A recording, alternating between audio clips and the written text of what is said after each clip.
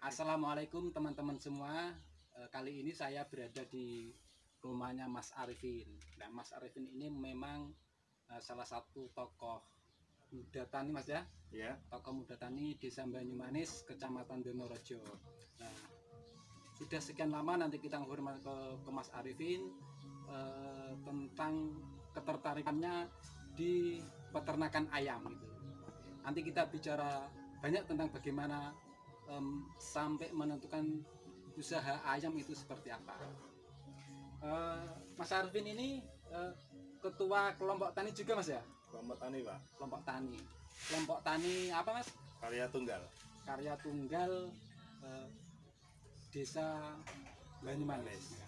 Jadi gini, Mas, ini kan saya Mas Arifin kan sebenarnya sudah generasi Z ya. Generasi Z itu generasi dauyur. Dauyur. Maksud kami ini menyampaikan informasi dari Mas Arifin ini kan untuk memberi semangat pada teman-teman milenial. Ini nanti akan menjadi salah satu pilihan usaha yang akan bisa dikembangkan di kemudian hari. Mari kita ini konfirmasi ke Mas Arifin. Ceritanya bagaimana, Mas, kok sampai Mas Arifin ini tertarik ke dunia peternakan? Saya tertarik dunia peternakan itu dari saya muda sebenarnya, Pak. Dari saya muda sejak zaman M lah, zaman muda. Saya memang sudah tertarik di dunia peternakan. Nah, untuk keputusan saya untuk menginginkan kenapa saya harus beternak di bidang peternakan unggas khususnya. Sebenarnya karena unggas itu salah satu komoditas yang tidak akan putus lah. Nah, kebutuhannya apa karena selalu dibutuhkan oleh masyarakat, ya, selalu dikonsumsi begitu ya. Nah, dari kalangan rakyat kecil sampai orang dari semua berduit lah. Nah, itu kaya muda, siapa sih orang yang tidak suka ayam seperti itu ya, ya. Unggas lah, jenis unggas. Nah, karena saya tertarik di bidang ayam itu satu karena itu tadi kebutuhan pokok. Terus nilai jualnya dibanding dengan unggas lainnya dia masih dapat peringkat 1. Seperti itu ya. Khususnya di ayam kampung. Ayam kampung ya. Nah, kan banyak sekali jenis ayam-ayam yang beredar di masyarakat, Mas. Ini Mas Arifin itu kan kalau tadi itu saya melihat kandangnya itu kan kandangnya kecil tapi menampung banyak orang dan ayamnya itu memang tidak seperti umumnya dipelihara oleh masyarakat, Mas ya. Ya. Jenisnya apa ini, Mas? Jenisnya kita memelihara ayam jantan sama ayam Jawa Super atau banyak orang yang mengenalnya mungkin chopper. Chopper ya. Nah, gitu. Jawa Super itu ya. Terus sama ayam pejantan itu yang warnanya putih itu, Mas. Ayam pejantan yang warnanya putih itu, Mas. Kelebihannya apa sih, Mas, ayam pejantan dan ayam chopper itu?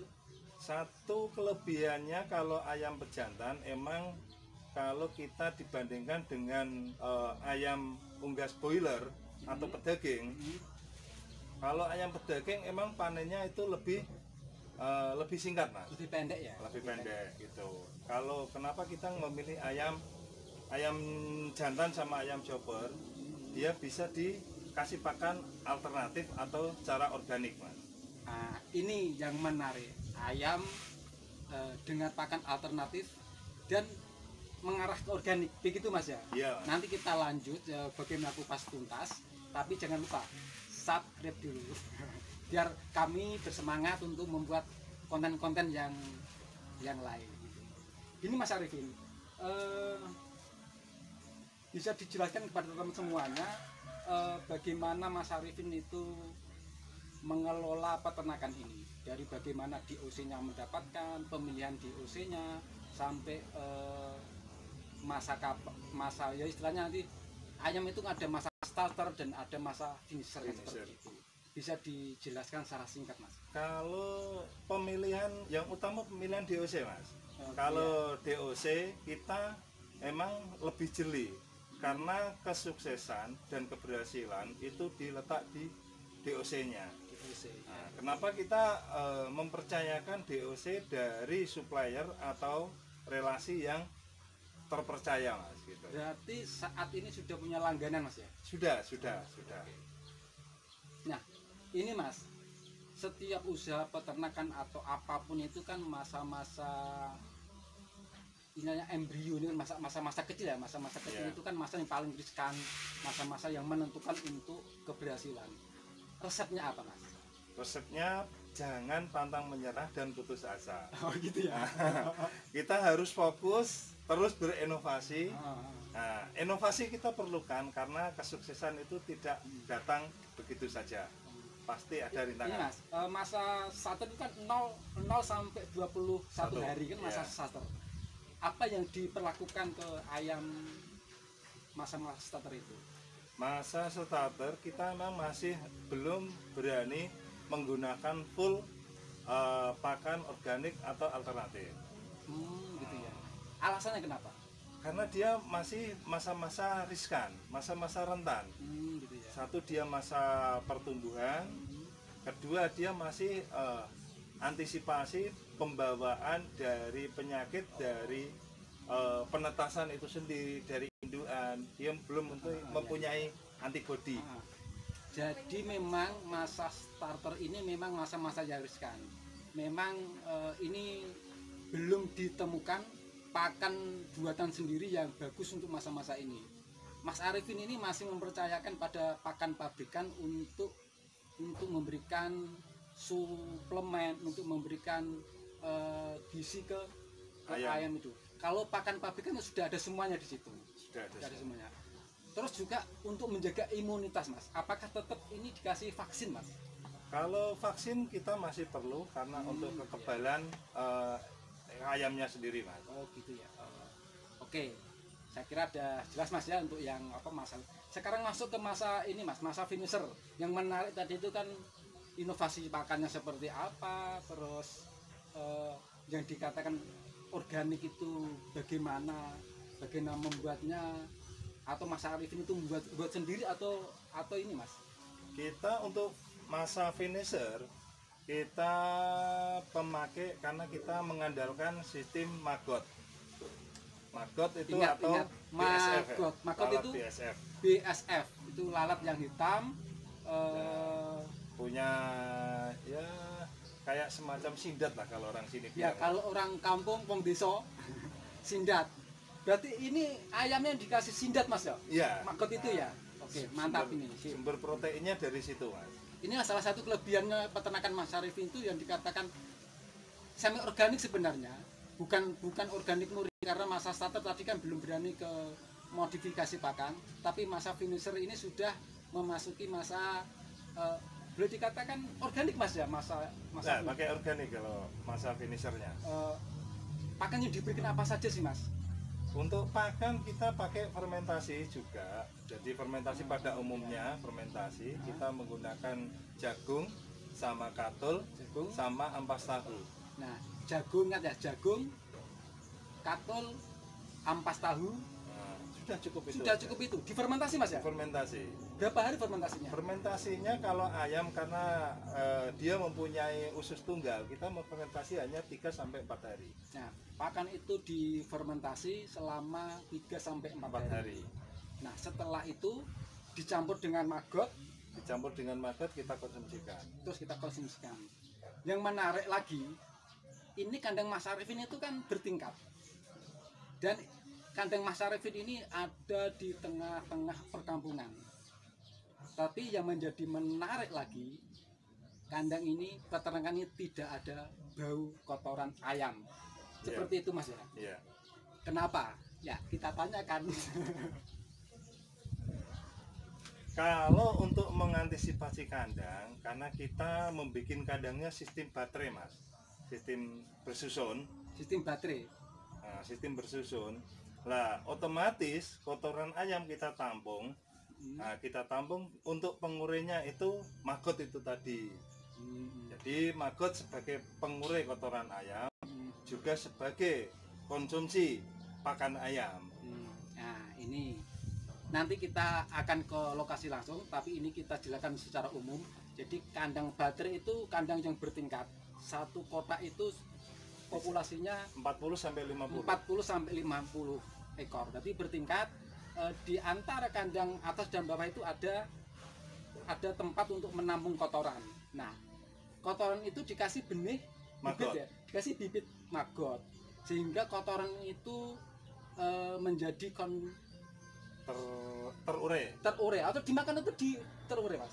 Jadi makanan kan? Di makanan.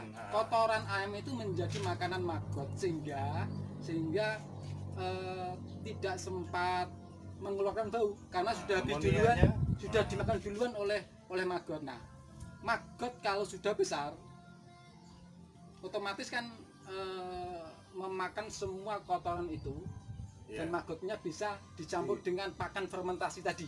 Ya betul mas. Iya, betul Pak, betul. Terus kemudian dikasih makan ke ayamnya tersebut. Betul nggak mas? Betul begitu. Nah, gini mas, ini yang menjadi menarik itu kan Mas Arifin sudah sekian lama mas, sudah berapa tahun mas ini?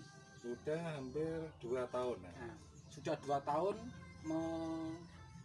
menggunakan sistem maggot ini. Iya. Nah terus sebenarnya keuntungannya apa mas? Kalau keuntungan kita kalau beternak secara gimana ya mas? Cara menggunakan pakan toko aja. Perpakan mungkin itu aja, katakanlah kita berternak dengan DOC 100 ekor. Ya. Padahal katakanlah perhitungannya 1 ekor membutuhkan biaya untuk pakan sendiri itu sekitar 15.000. 1 ekor ya? 1 ekornya. 1 ekor 15.000. 1 ekornya 15.000. Belum DOC-nya. Belum DOC-nya. Jadi kalau kita menggunakan pakan alternatif di finishernya, kita bisa menghemat biaya banyak mas. Kira-kira sampai berapa mas penurunan kos biaya? 50% mas. Sampai 50%? 50%. Berarti dari 15.000 cukup 7.000? 7.000 sampai 8.000 mas. 7.000 sampai 8.000 itu memang perlu diketahui yang namanya usaha peternakan ayam, namanya pakan itu adalah kos yang paling tertinggi. Iya mas. Kalau kita keseluruhan pakai sistem pakan pabrikan itu hampir 70%. Seperti itu betul mas ya? Betul. Nah, yang menjadi tantangan petani itu bagaimana bisa meminimalisir kos biaya pakan itu sehingga untungnya lebih besar. Nah, dan ini Mas Arifin sudah membuktikan dari kos yang itu. Oke, saya kira itu nanti kita lanjutkan ke kandangnya, bagaimana kandang baterai itu seperti apa, bagaimana moggotnya itu dalam berkembang biak kemudian menjadi pakan ternak. Kita lanjut ke kandang. Oke. Ini kandang baterainya Mas Arifin. Coba kita lihat bagaimana proses pemberian pakannya. Mas Arifin, Ya. ini yang bawah ini kan mas ya, kotoran mas ya, kotoran. Nah di sana itu ada ayam mati. Ini juga dijadikan pakan maggot mas ya? Jadi pakan maggot juga mas. Oke. Nah seperti ini ya, ini. Nah seperti ini maggotnya memakan kotoran ayam. Nah, juga bangkai ayam. Walaupun sedekat ini saya tidak membau kotoran ayam, tapi malah justru kayak bau ini ya, asem apa ini? Kecut gitu aja. Nah ini kan yang jatuh ke sini, ini Mas Arifin, ini ditaruh sebagai makanan tambahan maggot. Oh berarti pakan yang ada di atas ini kan sudah tercampur dengan maggot. Yang sini maggotnya udah habis. Nah ini, bentar. Nah. Mana mas maggotnya mas? Nah ini pak, tinggal ngambil aja pak. Nah ini maggotnya ini. Nah ini maggotnya ditaruh di, halo, langsung dikeroyok ayam ini. Nah sisa pakan yang jatuh ke bawah ini menjadi pakan tambahannya maggot gitu mas ya? Iya. Jadi siklusnya berputar berputar terus.